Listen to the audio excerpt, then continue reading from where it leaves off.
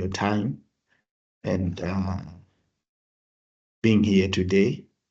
So I also want to acknowledge our team, which is in the office and running behind the scenes to make these workshops a success. So today we were engaging in one interesting discussion on theoretical framework. And in most cases, a theoretical framework it's an interesting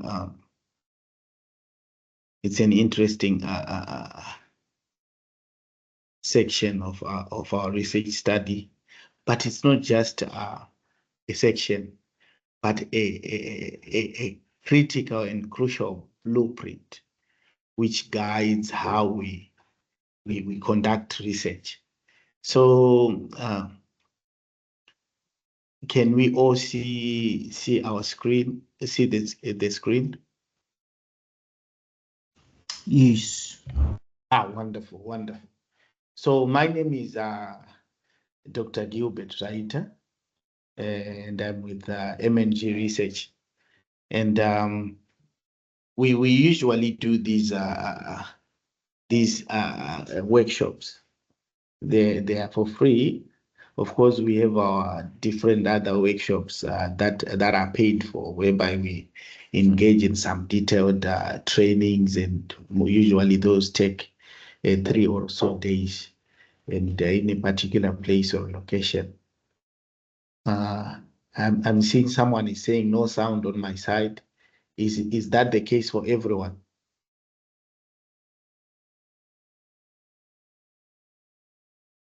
Hello, can you all hear me?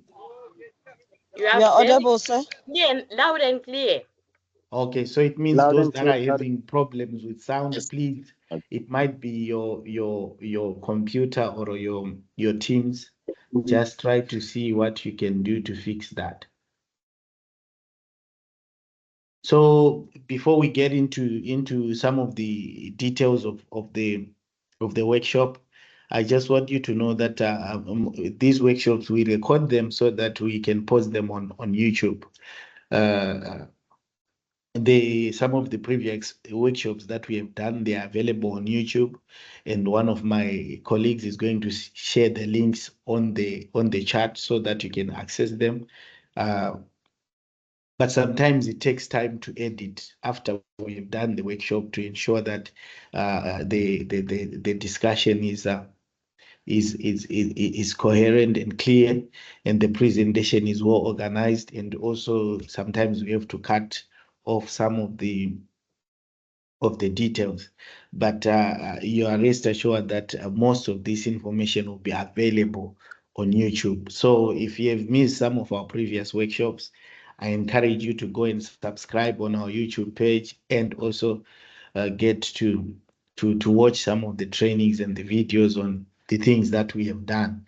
It will definitely help you each and every time. Yes, in the previous years, we've done trainings on theoretical framework, literature review, but I can assure you, if you go now and see some of the latest trainings that we have done, you'd see that there is a new thing, or there is a new approach, different explanations to ensure that you understand. So if you miss it in another video or in another training or a presentation, rest assured you won't miss it in the second one. So one of the key things that we'll be talking about today, I've titled this presentation "The Blueprint of Discovery: Understanding and Developing a Robust Theoretical Framework." Mainly because most of the times what happens is there is a confusion between a literature review and a theoretical framework. And most studies that involve theoretical framework, they are in the social sciences, humanities, business research, even health sciences. It depends with the particular study. And also you would find that in some engineering studies, depending on the topic, that the person will be engaging in. Sometimes they are forced to have a theoretical framework. But in this case, we are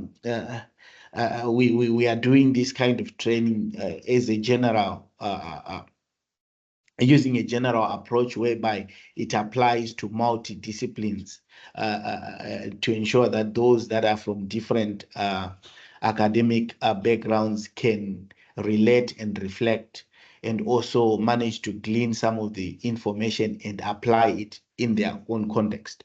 So the things that you should expect in this workshop today is that you get to understand the key foundations of what a theoretical framework is all about. You get to understand how to select and operationalize or utilize a theoretical framework. You also get to understand how to write a theoretical framework in your study or in as part of a separate chapter or as the second part of your literature review. And also, we'll just do a small exercise, a few minutes, whereby you can see how best can you apply your particular theoretical framework that you are currently working on or that you are thinking of using in your study.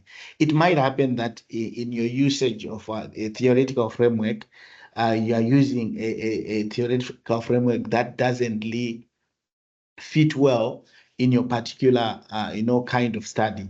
So those kind of issues we're also going to discuss and reflect.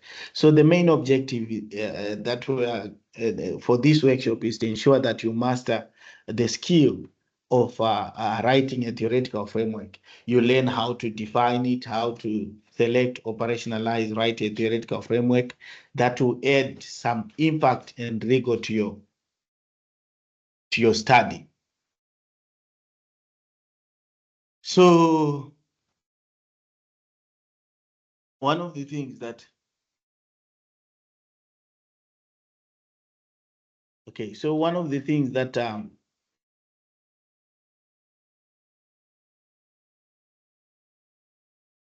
one of the things that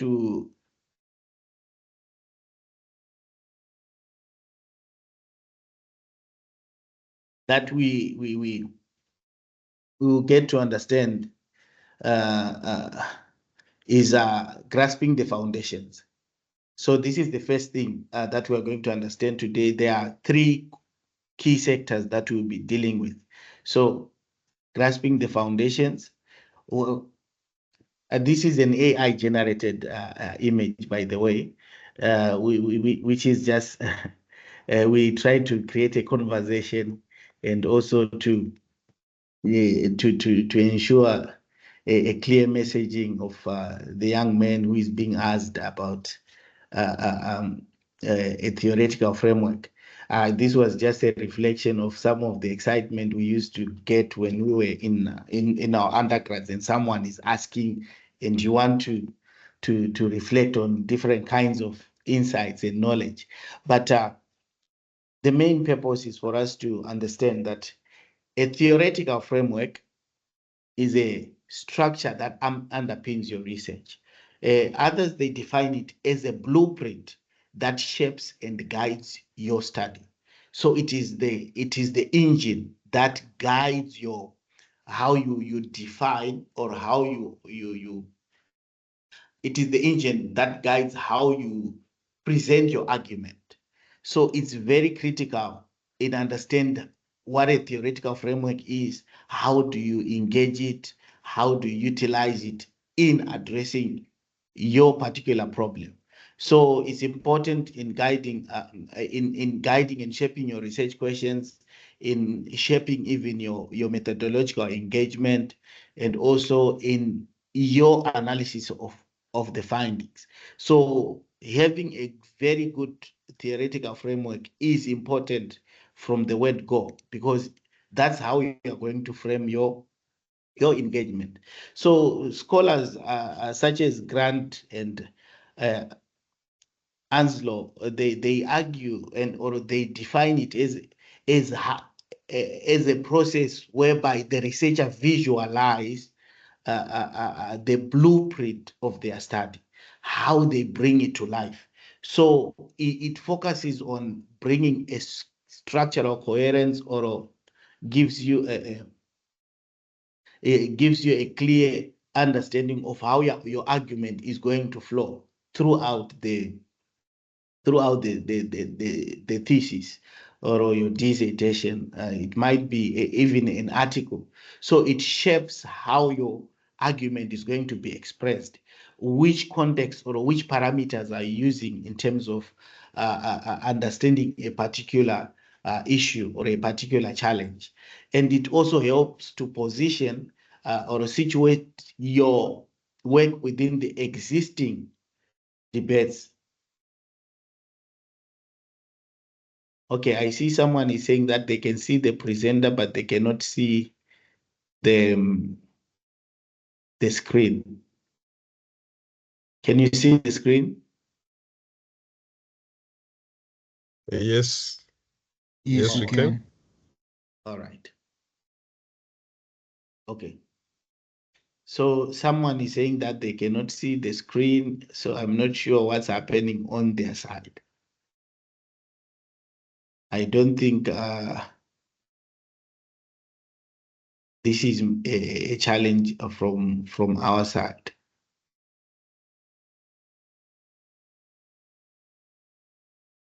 All right. So it's also crucial in shaping and guiding your methodology. So there are some studies whereby a theoretical framework is engaged together with the methodological presentation, whereby, for instance, someone might be using a constructivism, a constructivist philosophy, and then they are also using a constructivism as a theory. So in some cases, there are people who would integrate their methodological chapter with their theoretical framework so as to explain their positioning and the justifying the methodology that they used. So it happens in some studies, and it's important for you to understand why a theoretical framework is called as a blueprint, because it captures most of the aspects of your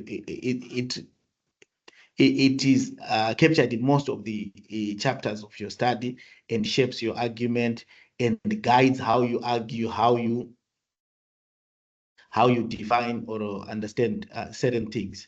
So one of the important things that you also need to understand is that a theoretical framework is different from a conceptual framework. Because in most cases, there is a confusion whereby people think that a conceptual framework is the same as the theoretical framework. But these are two different things or approaches, though they are usually used in the same manner, or their functionality is the same, to provide a particular blueprint of how certain ideas are being argued in a particular or in a certain study. So a theoretical framework, you are adopting an already existing theory that has already been developed by someone else. For instance, you might be using Maslow's hierarchy of needs, or you might be using John Paul Lederach's conflict a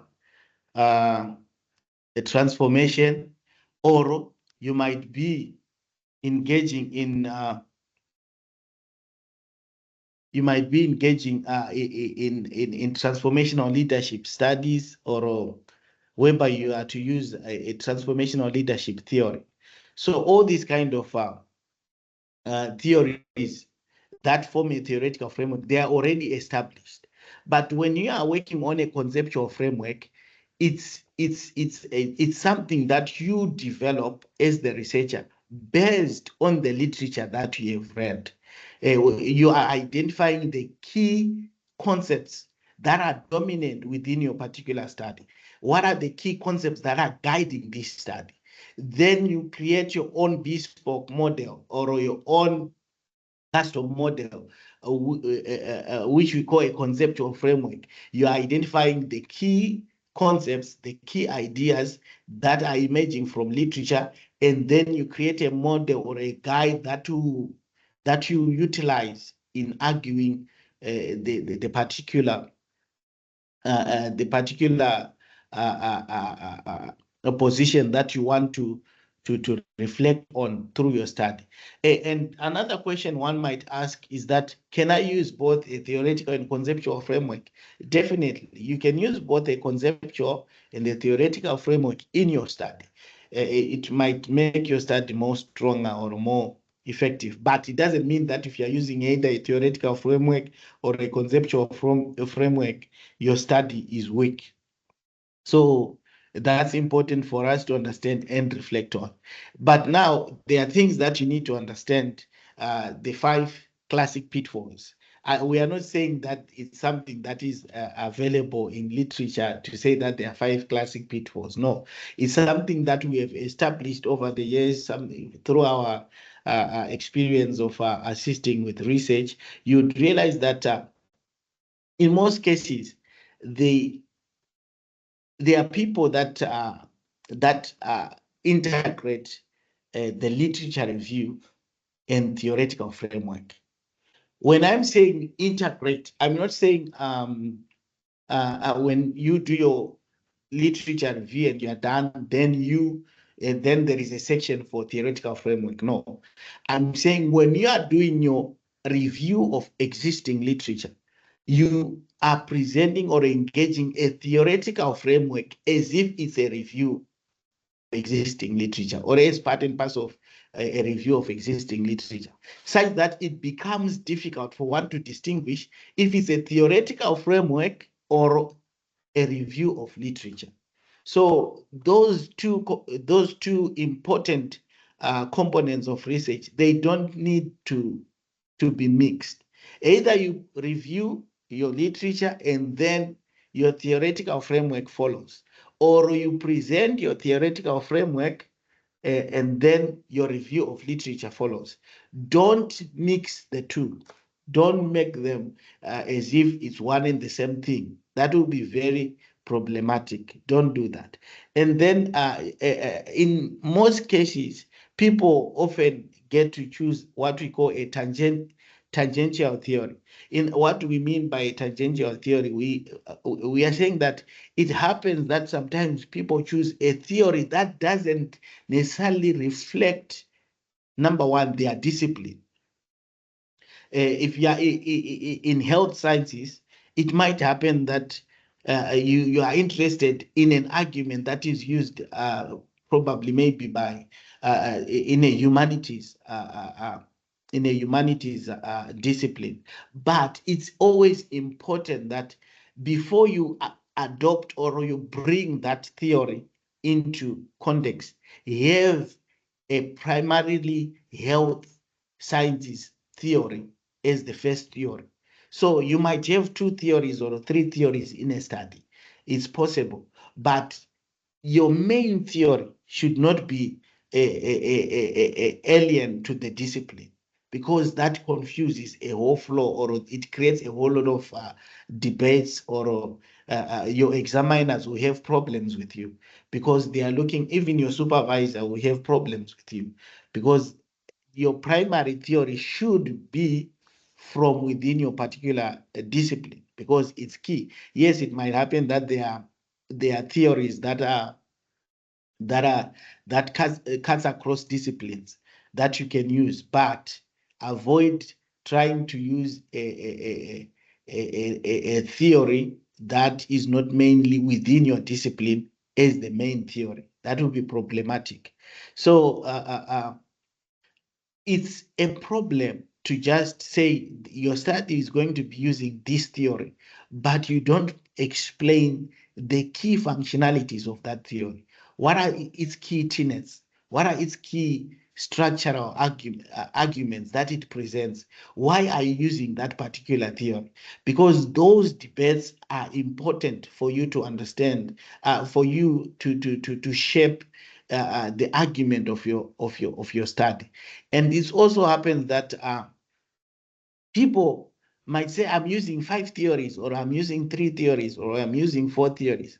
But now when they're using those particular theories, the problem is they are just taking unrelated theories that they cannot connect.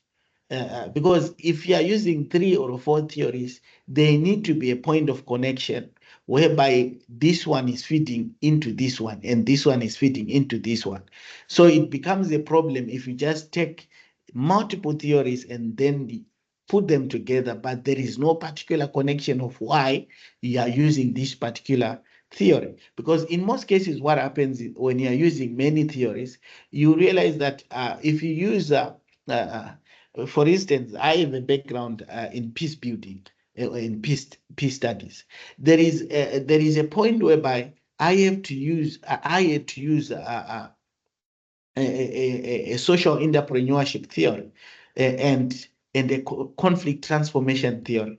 In using those two particular theories, my connection was that conflict transformation promotes the use of practical engagements.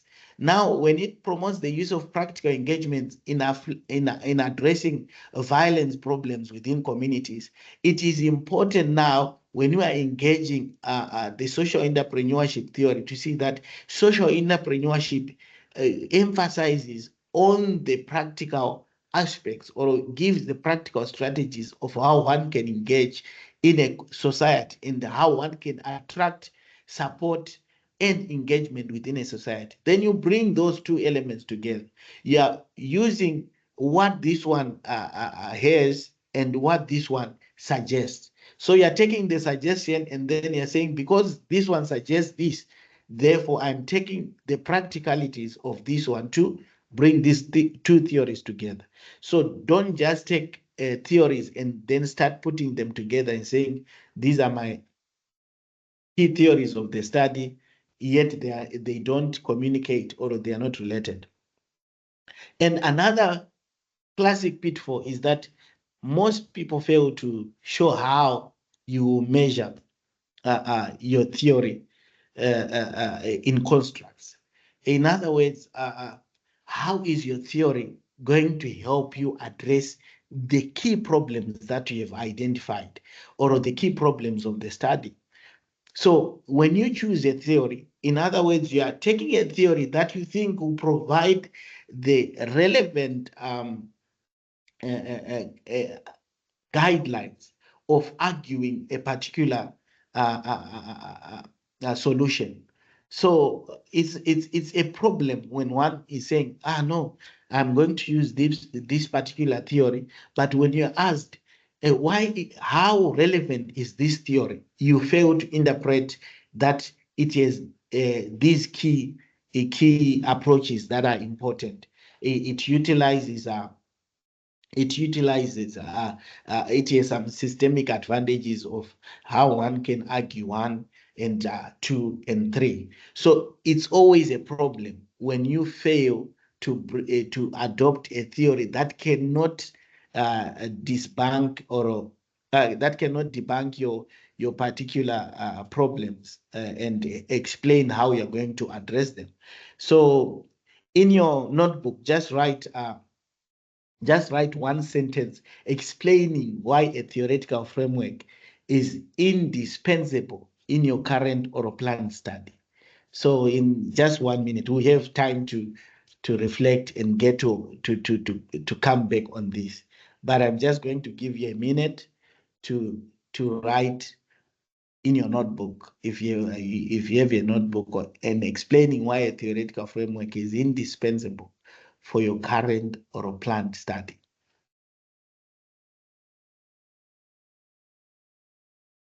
So that will take us to the second section of our presentation today.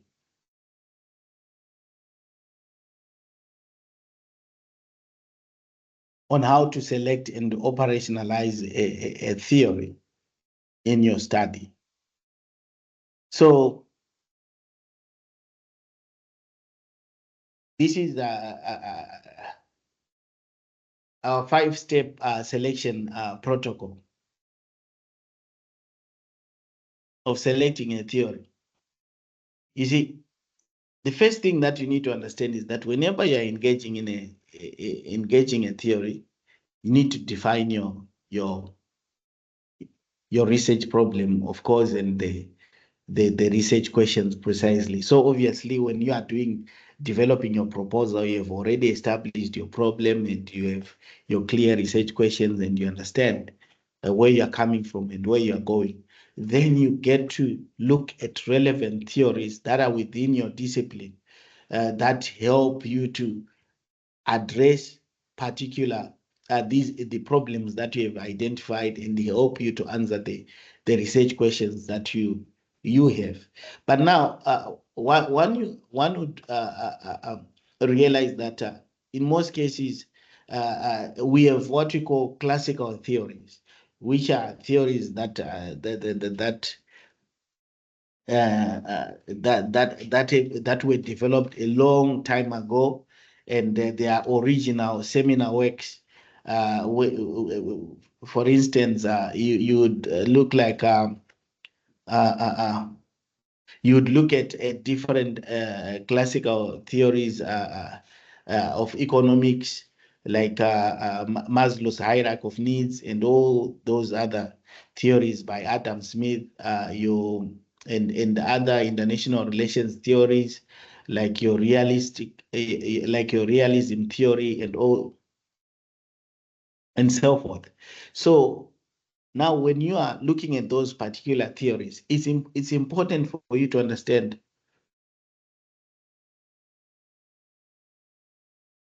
it's important for you to understand that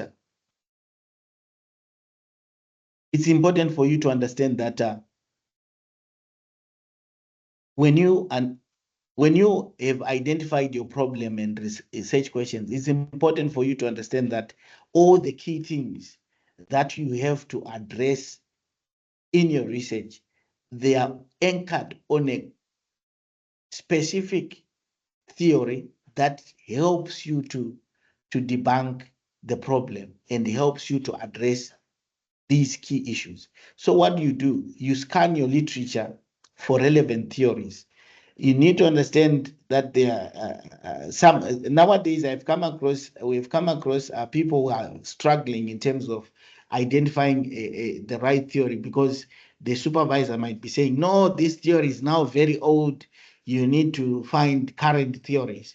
So that demands you to read. But obviously, the advantage is nowadays,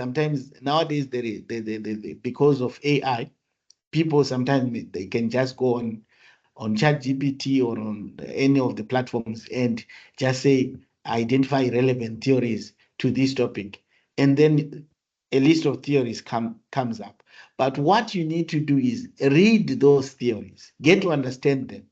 Some of the theories that are there or that might have been developed currently, they are theories that are built on some classical theories, or they were developed as an offshoot of a particular classical theory.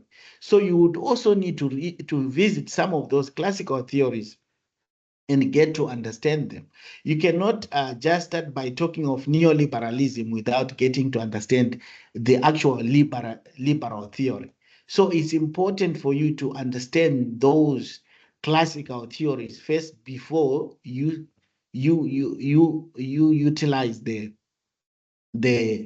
offshoot theory, because that will help you to position your arguments well, and that will help you to close the unnecessary gaps that might be raised by someone who is trying to critique your position or your argument or the use of your theory.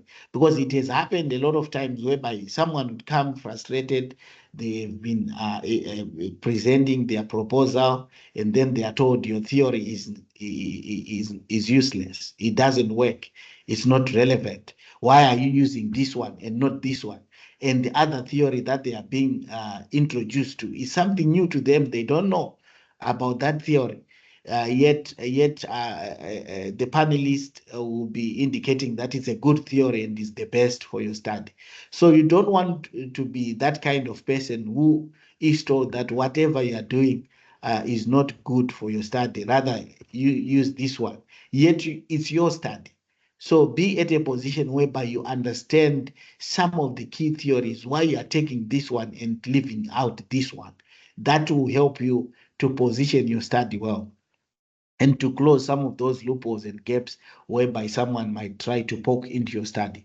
And another important aspect that you need to understand is that evaluate each theory its relevance, assumptions, and explanatory power, which we just mentioned, and then test the visibility of that theory and get to understand how its key tenets are relevant and crucial to your study. Commit to one core theory and justify why. But obviously, it's not just about committing to one theory. You can have two or three theories, but you can have a main theory that will, and then you add others. And then from there, the question then becomes, how do you operationalize your theory? That is turning your abstract constructs into measurable or observable variables. So what do we mean by this? We are saying that each and every, whenever you are writing your dissertation, there is a way for you to bring your theory into perspective. For instance, you'll see that from the table that is there in social sciences, for instance, you're using social identity theory, which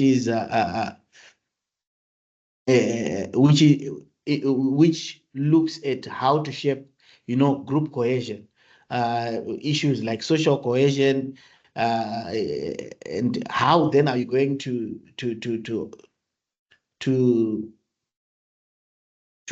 shape your argument through the social identity theory. One of the key things is you need to understand which kind of methodology am I going to be using, what kind of data am I looking at, so that I can bring out the social, how people identify or how people associate or perceive themselves in a particular community or a society. So you might need to engage in a quantitative study whereby you have the key constructs of the theory are utilized in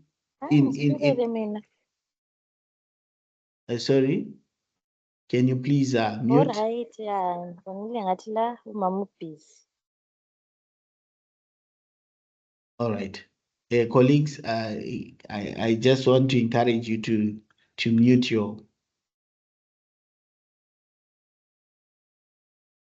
your microphones. Thank you. So just as I was saying, that you might need to understand how each theory feeds into your methodology, or feeds into how you are going to gather your data, because that's important. Because how you gather your data is also going to help you interpret some of the arguments you want to put across. So it's crucial for you to understand how your theory or those other studies that have been done before have used particular resources or particular methodologies in addressing the problem of the study. So the same goes for the different other disciplines that you might be involved in. Understand how that particular theory is relevant and how you are going to address or shape your arguments using the tenets or the perspectives of your theory. So in other words, a theory helps you to shape the kind of data that you are going to gather.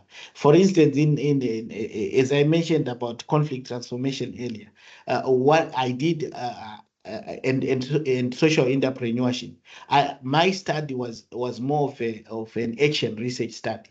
So the conflict transformation theory and the social entrepreneurship theory that I was using, it demanded that I have some sort of practical engagements and exercises that can help to inform on the solutions that are required in the community that I was working in. So we had to co-create certain things because of the approach of the theory. So the theoretical position that I adopted helped me to shape what kind of data I need. And that's very important. That's how you get to operationalize and engage a theory. And then we get to the third and final section, which is to how to write the framework. So whenever you're developing or writing your theoretical framework, either in an article or in a research, whether it's an honors project, it's a master's project, it's a PhD, and these steps are key. They are important. They help you to develop, to unpack your argument in a coherent and clear manner. So obviously, the first thing is this study is adopting this particular theory, or this theory is being utilized, and it was developed by so and so, and it brings about these particular concepts or perspectives. So when you get to understand that, or when you get to bring those aspects out, it eliminates the challenge of I'm sure most of you, if you have done your proposal before, or if you are in the process of doing your proposal, you realize that if you just say the study is adopting this particular theory and you send it to your supervisor, you find comments saying who are the proponents of this particular theory, why is it important, where was it developed? Okay. Apologies, let me just bring my screen back. All right, can you all see my screen? Yes, we can. Oh, okay. Okay, it's still loading on my side.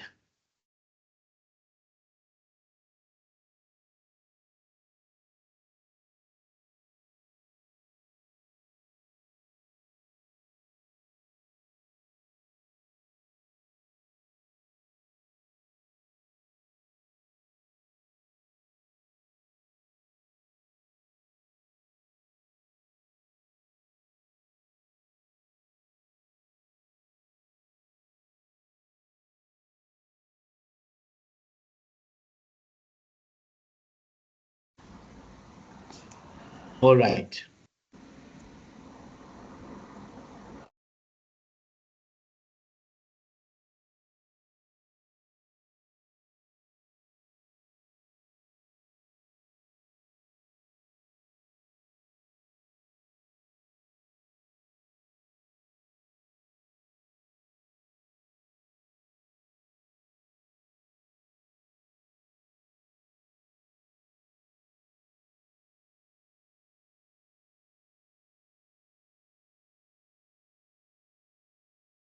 It seems as if I'm having a problem here, but let's continue. So now, when we get to the structure on how you write your theoretical framework, the next thing is for you to summarize the key concepts and the assumptions of that particular theory and its historical roots. So it's very important for you to identify those key tenets that guides the argument of your study. It helps you to reflect on the important aspects. And also, you need to be able to identify and outline what are the roots of that particular theory. So nowadays, there is an issue whereby people will be saying, no, you use your current research, current sources in developing this or in developing that. So you would identify that in most theoretical frameworks, you can be given the leeway or the leverage if you are using a classical theory. What do I mean a classical theory? It means the original theory, not an offshoot theory. So if you are using an original theory, you can be allowed to use the original sources or the seminal work where that theory was actually developed. So it's important for you to understand that, and you need to bring out those historical roots because they are important.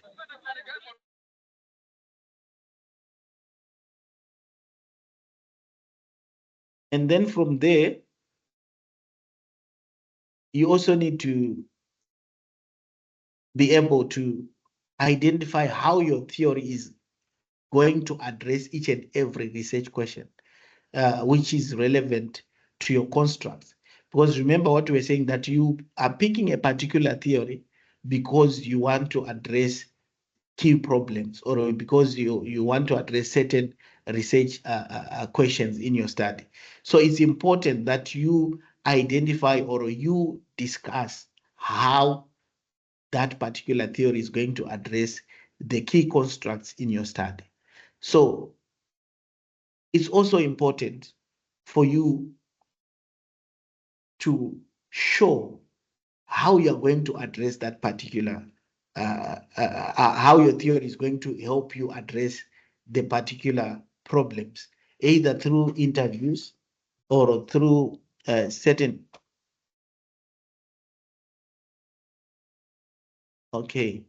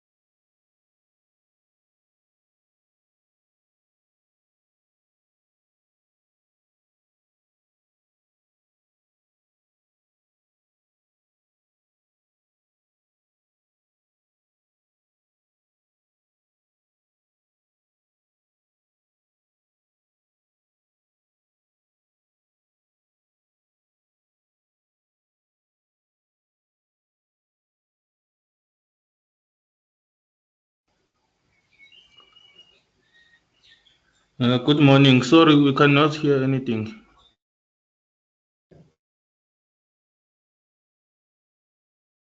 Apologies about that.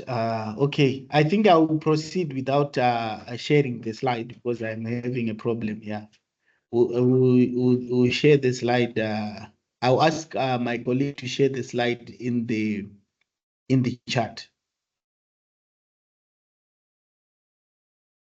Okay, so the slide will be shared in the chat shortly, and then I'll continue. Okay.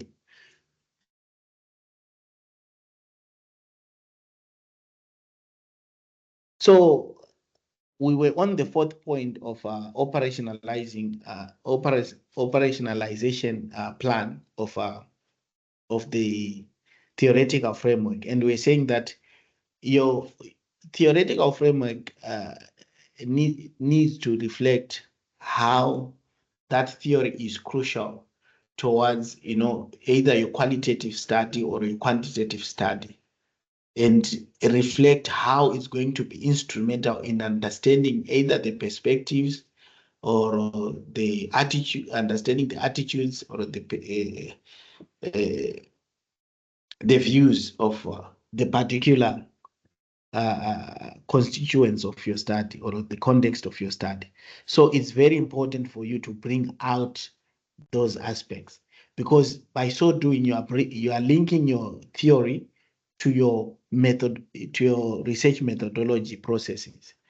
And then the final aspect that you need to understand, or the mandatory aspect that you need to understand is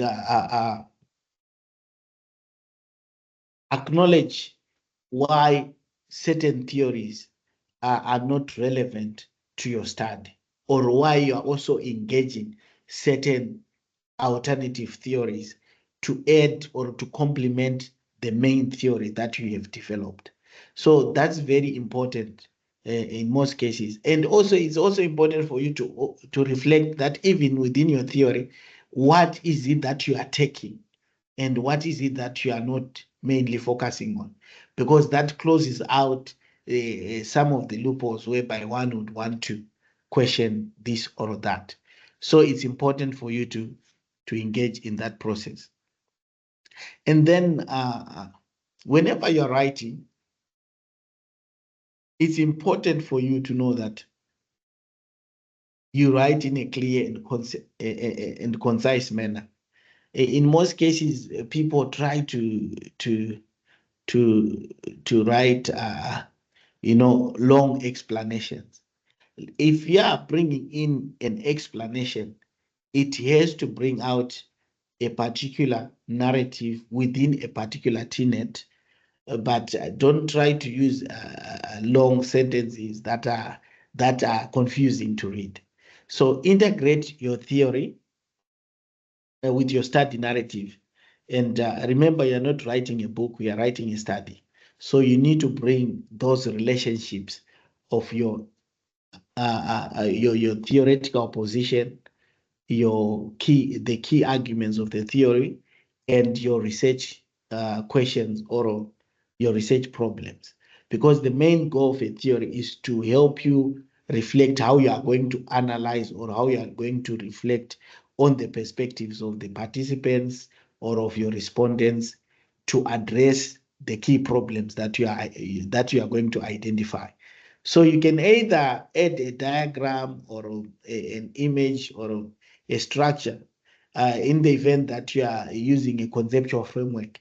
It's always important for you to show a flow chart of how your concepts are being presented, which and also reflect your main concept that you want to reach to. Because at the end of the day, that conceptual framework, when you have developed it and modeled it, it becomes it can further be developed into a theoretical framework at a later stage. So it's always important for you to show where you are coming from and what is the ultimate goal of your model or of your concept, of your conceptual framework.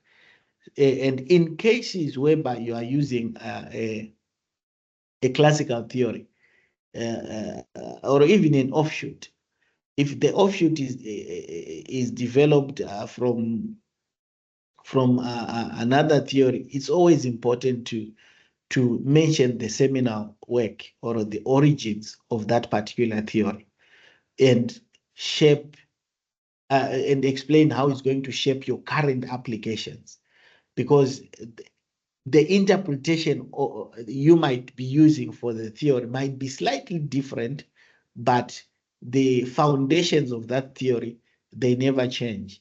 And those are the foundations that you're adopting in developing your theory.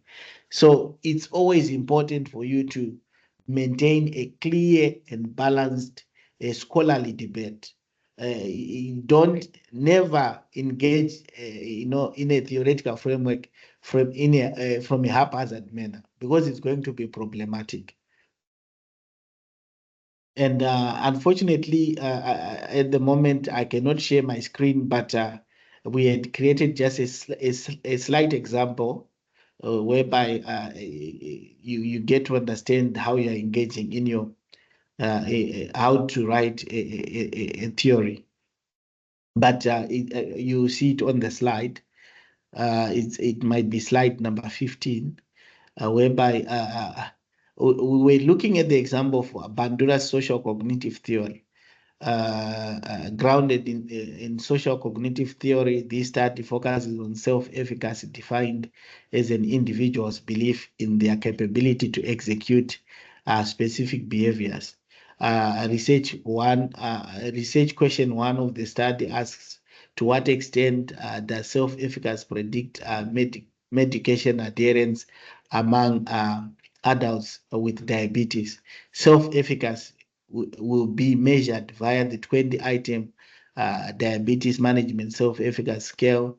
Adherence via pharmacy refill records. Regression analysis will test the predictive relationship controlling for age and gender. So you see, in this case, we have used a research question approach, if I may say, whereby we are outlining the theory that we are using, and then who developed the theory, and what are its main focuses, or what is one of its key focuses. In this case, it's self-efficacy, and then we align it to how it's going to address research question one. So the way we have done it, it doesn't necessarily mean that this is how a theoretical framework is written. There are many ways in which it's written. Sometimes you start by unpacking the origins, and then you unpack the key tenets or the key arguments of the theory, and then you begin to unpack how those arguments are going to be used in addressing your research questions, and how the methodological process, what methodological processes are going to be used in answering or in addressing the arguments of your study. So as a task, I just write 2 bullet points that link your research question to the theory or key constructs that you are working on. So one of the most important things that you need to just reflect on from all these details that we have just presented is have time to reflect. What is important in my theoretical framework? What are the key things that I intend to address? And how am I going to address them? So from all the discussions that we have presented and have had today, can you kindly, if you have any questions, but let's start with some of the tasks that we had today. I'm sure we had 2. The last one, whereby I said write the bullet points, and then I think the first one was on write a sentence in your notebook explaining why a theoretical framework is indispensable in your current or planned study. So I might have 1 or 2 people that are willing to share on that, and then I will get to the questions.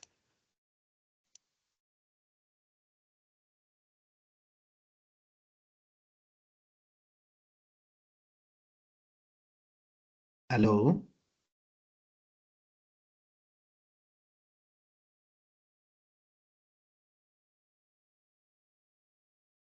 Hello? Okay, do we have any questions? If we...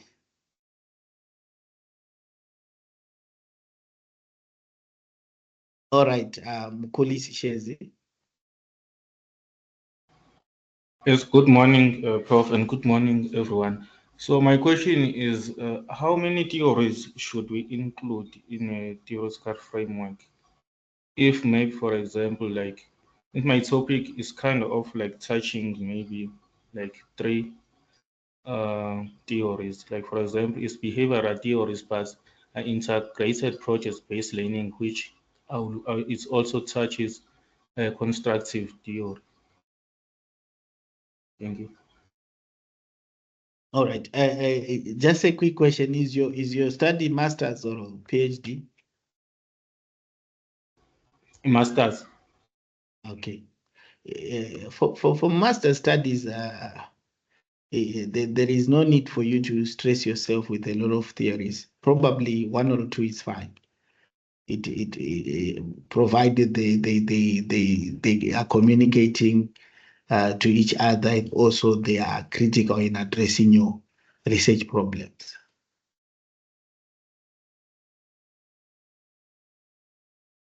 Is your concern addressed? Yes, Miss Doris Chasoleka, and then Sing. Thank you, Doc. Can you hear me? Yes, I can hear you. Yes, I wanted to find out what's the difference between a theory and a framework, because I'm getting confused. I'm working on a study and I was advised to use a grounded theory. So now I'm not sure, is it the same thing, a theory and a framework? All right. I think your confusion in this case might be in that the grounded theory. It's not it's a methodology theory, if I may say. It's a when you are doing a theoretical framework, it's mainly focusing on how you are going to argue your study based on existing theory, based on existing literature where you have identified particular problems. So a theoretical framework, as we said at the beginning, it's a blueprint or a guideline that helps you to navigate the debates of the surrounding your existing problems and also help you to address your research question. But now the grounded theory is a methodological philosophy, if I may say. What do I mean by methodological or a methodology philosophy? It's an approach whereby you are looking at uh, considering the problems that are there. How best am I going to gather the relevant data to address these particular problems? So the grounded theory is more driven on the approaches of how you're going to gather data as opposed to the existing problem, as opposed to to addressing the debates within the existing literature. You see, I'm not sure if I managed to explain that well.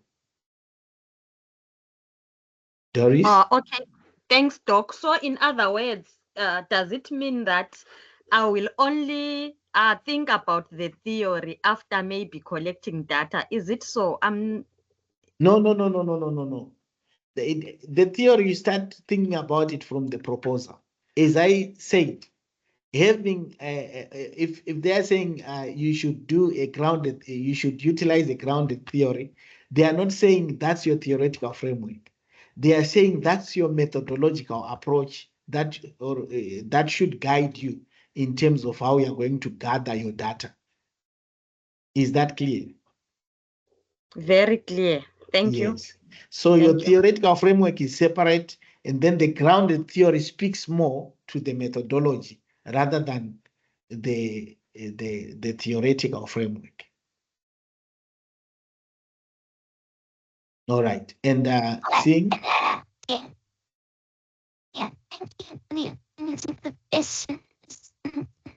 Sorry, we cannot hear you properly. Sing. Is it possible for you to type your comment? Because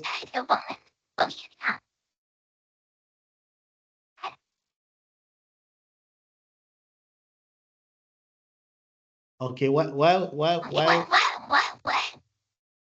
Sing is typing,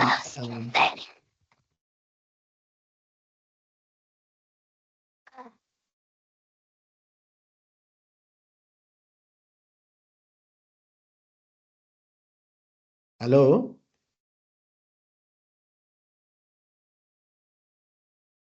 Any other comment? While we wait for Sing to type their comment or their question. Morning, Doc. How are you? Yeah, morning. How are you? I'm good. My name is Luyanda. I'm doing a study on manifestos and slogans. So I'm using a theory called discourse analysis, a critical discourse analysis. So I just want to find out, is it advisable to also include a theoretical framework or a little bit of theory in your methodology? Well, in that regard, I'm not sure what's happening with that feedback system. Okay, in that regard, what you need to understand is that the approach and the structure that you use at your university is important to guide you, and also the recommendations of your supervisor.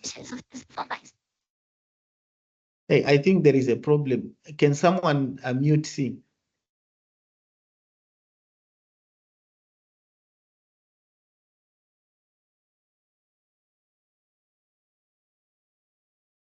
All right. So it's important for you to be guided by your supervisor in that regard. But in most cases, it's a bit confusing to engage a theoretical framework in the methodology chapter. Yes. Yes.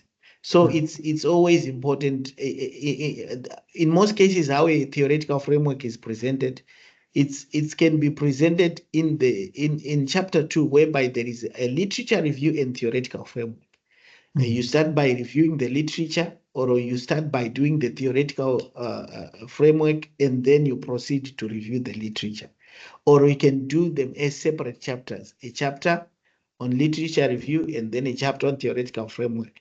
Because why am I saying it becomes confusing when you go into the methodology? Is because when you are in the methodology is its own so-called philosophies, which might end up confusing or in conflict with your theory, because someone would then be confused as, what are you saying here? Are you saying this particular theory is what is informing this data gathering? Yet when it comes to a theoretical framework, what the theoretical framework simply does, it helps you to interpret the data you would have gathered, not to shape how you are going to gather the data and why you are gathering that particular data. Is that clear?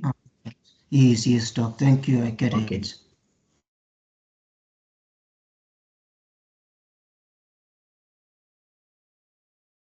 All right. Gozo. Good day, colleagues. How are you? Hello, how are you? I'm good. So, yes, I'm doing my master's. I'm at the stage of a research proposal. So, I have used two frameworks: the health, health, health belief model and a ecological model. I'm looking at the loop treatment uptake at the healthcare facility. So, I don't know that or the two frameworks, are they enough, or should I also include a conceptual framework on top of these two frameworks, or is it fine? Because I have not yet submitted my proposal. So I just want to clear some issues before I can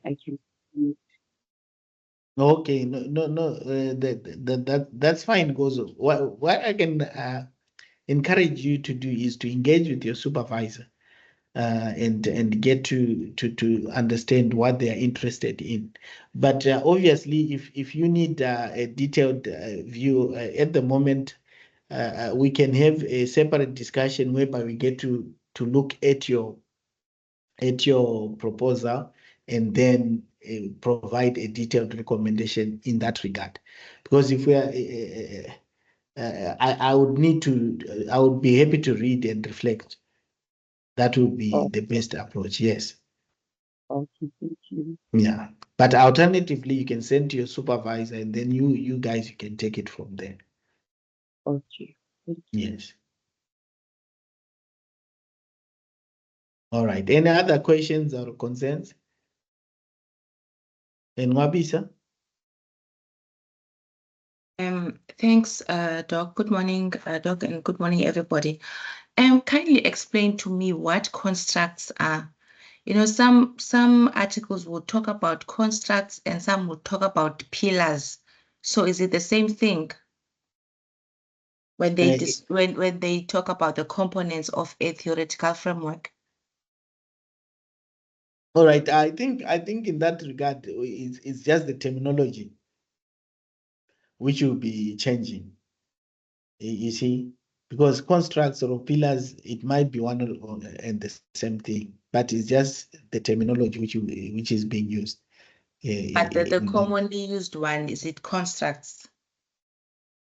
It can be tenets, it can be constructs, it can be pillars. All right. Thank you, Doc. Yes.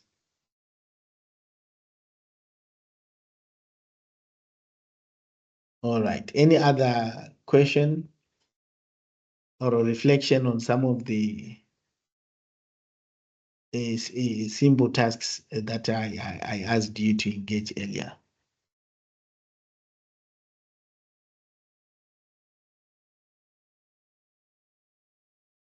If there is no other question, I just want to take this time to thank you, colleagues, for taking your time to be part of the process. And I also want to encourage, if you are having problems, please do reach out to us. We are available to assist any day, anytime. We are available to assist and reflect on the key challenges that you are having. And also, we'll be having some master classes. Be on the lookout on our social media platforms, and we'll also put you in the database and we'll email you. But if you are not interested in receiving emails from us, please just indicate in the email that look, thank you for the email, but don't send me emails. I would rather, wait for the updates on social media, and that is it.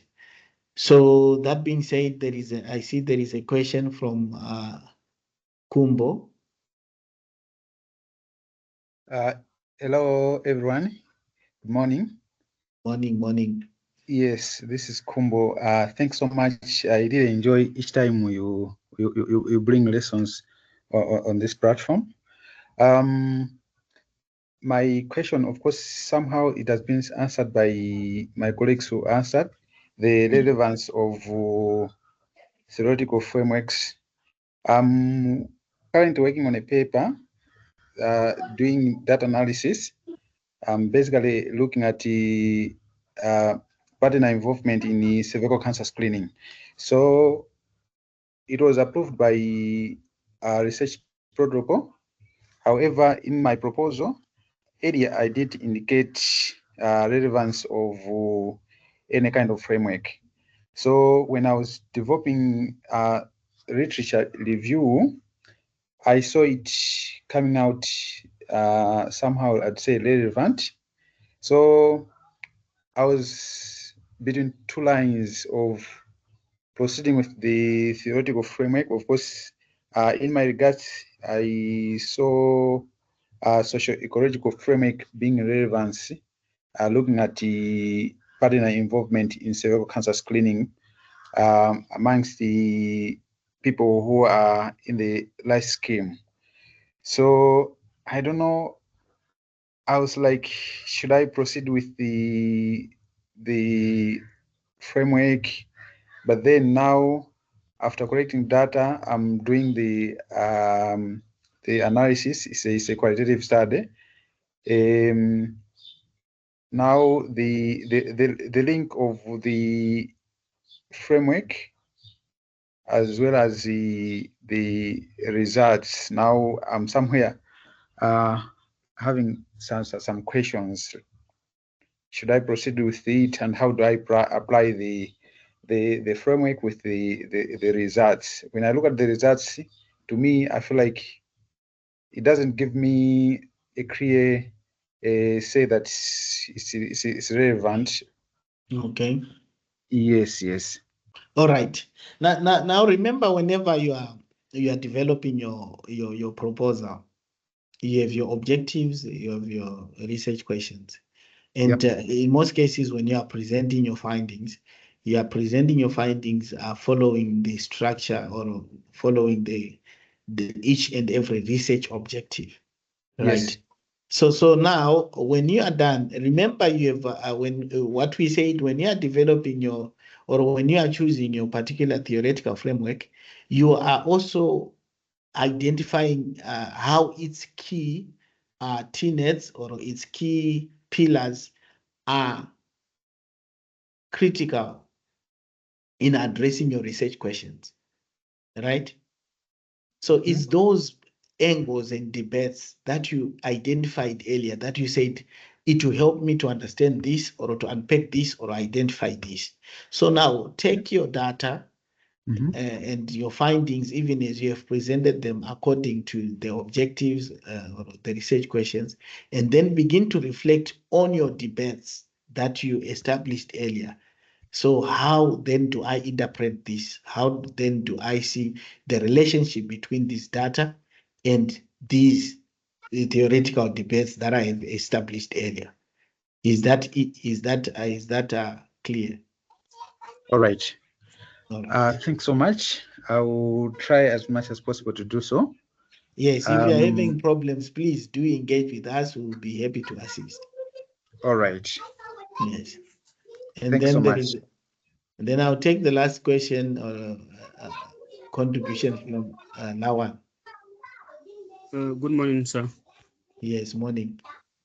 Good morning, sir. I'm calling from Borno State, Nigeria. Wonderful.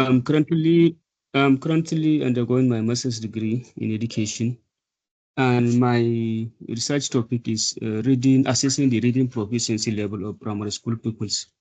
Then the theory I want to use is schema theory of reading propounded by Anderson and Pearson in 1984.